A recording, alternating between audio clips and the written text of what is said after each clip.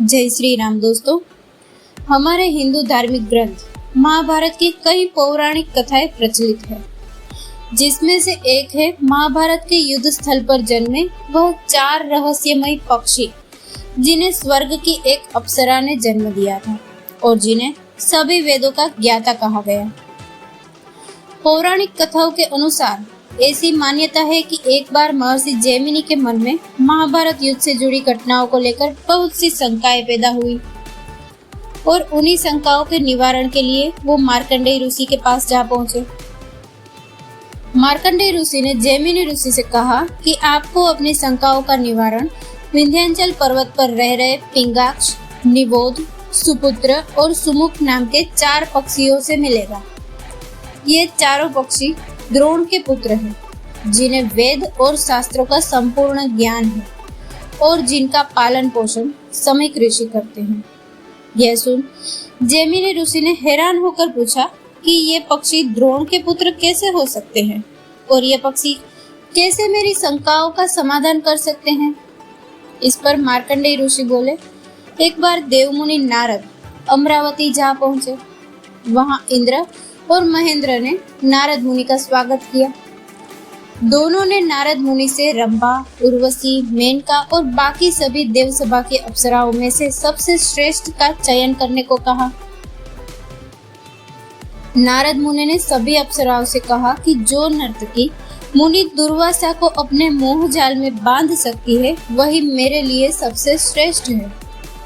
ये सुन सभी मौन हो गई, लेकिन उनमें से वपु नाम की अप्सरा ने कहा कि वो मुनि दुर्वासा की तपस्या भंग कर सकती है। इस पर महेंद्र ने प्रसन्न होकर कहा कि यदि तुम मुनि दुर्वासा की तपस्या भंग कर पाई तो तुमको मुंह मांगा इनाम मिलेगा। मुनि दुर्वासा उस समय हिमालय पर घोर तप कर रहे थे। तभी अप्सरा वपु आश्रम के समीप मधुर संगीत का आलाप करने लगी। संगीत की आवाज सुन मुनि दुर्वासा अपनी तपस्या से जाग उठे और क्रोध से लाल मुनि दुर्वासा वपु अप्सरा के पास जा पहुंचे।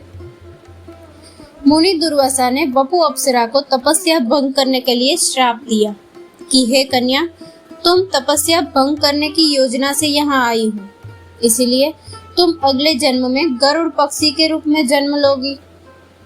ये सुनकर अप्सरा वपु भयभीत हो गई और मुनि दुर्वासा से क्षमा मांगने लगी।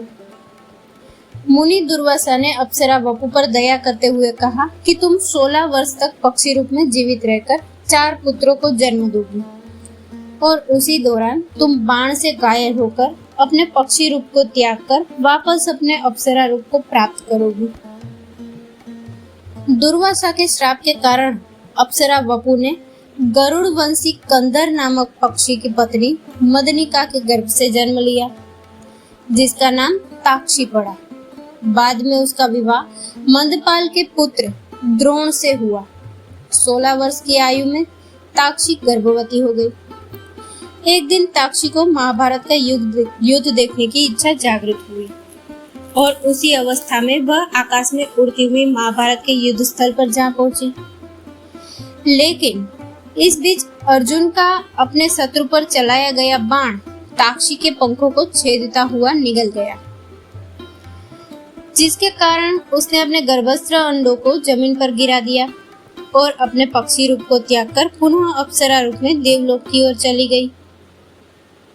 संयोगवश उसी समय युद्ध लड़ रहे भगदत्त के सुप्रवीक नामक गजराज का विशाल का एक गलघंट भी बाण लगने के कारण टूटकर उन्हीं अंडों पर जा गिरा, जिसने उन अंडों को ढक लिया और कुछ समय बाद अंडे फूट गए, जिनमें से पक्षी बाहर निकले। उसी समय मुनि शमीक उस मार्ग से गुजर रहे थे। उन्होंने उन पक्षियों को देखा और उन पर अपनी अनुकंपा करके उन्हें अपने साथ आश्रम ले गए। वहां उनका पालन पोषण करने लगे। कुछ समय बाद वो पक्षी मनुष्य की वाणी बोलने लगे और अपने गुरु यानी मुनि को प्रणाम करने लगे। इस बात से हैरान मुनिवर शमीक ने पक्षियों से पूछा कि तुम्हें मनुष्य वाणी का ज्ञान कैसे है। तब उन चारों पक्षियों ने अपने पिछले जन्म की कहानी सुनाई। उन्होंने कहा कि पूर्व जन्म में एक विपुल नामक तपस्वी ऋषि थे।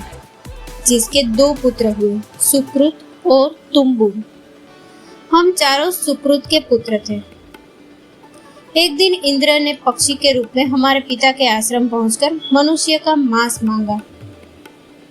हमारे पिता ने हमें आदेश दिया कि हम पितृ ऋण चुकाने के लिए इंद्र का आहार बने। हमने इनकार कर दिया।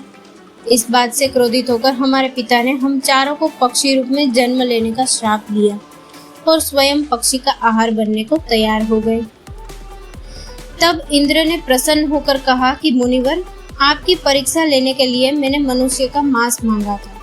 आप बड़े दयालु हैं। यह कहकर इंद्र अपने लोक चले गए। इसके बाद हमने अपने पिता से क्षमा मांगी और श्राप से मुक्त करने के लिए प्रार्थना की। हमारे पिता ने श्राप मुक्त होने का उपाय बताया कि तुम पक्षी रूप में सर्वज्ञाता बनकर कुछ दिन विंध्याचल पर्वत पर निवास करोगे और जिस दिन महर्षि जैमिनी तुम्हारे पास अपनी शंकाओं के निवारण के लिए तुम्हारे पास आएंगे, उस दिन श्राप मुक्त हो जाओगे। ये सुनकर मुनिवर समीक ने चारों पक्षियों को विंध्याचल पर्वत जाने को कहा। मुनिवर के आदेश अनुसार चारों पक्षी विंध्याचल गए।